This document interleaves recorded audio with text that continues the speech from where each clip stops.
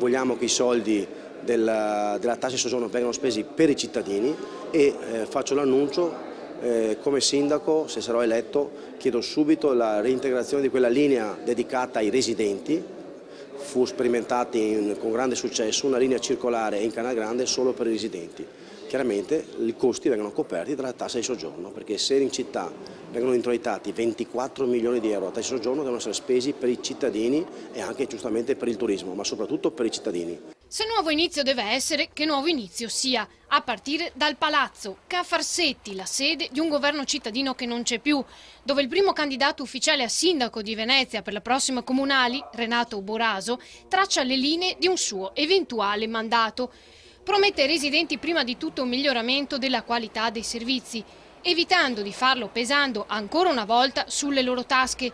Naturalmente serve fare chiarezza anche sui trasporti della terraferma, nella fattispecie il tram.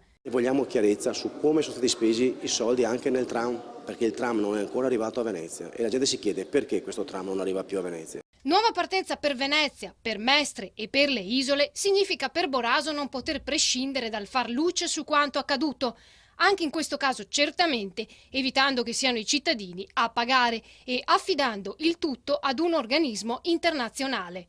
Il senso di essere qui nella sede principale della città è quello di ripartire da questa città, dalla sua storia, per ridare un senso a questa città che è chiaramente in uno smarrimento assoluto. I danni sono enormi, la prima cosa che chiederemo innanzitutto è una commissione tecnica internazionale per valutare quello che è successo sul Mose. Vogliamo dei tecnici esterni a questa città, esterni a questo paese, chiaramente che devono essere pagati da questi malfattori.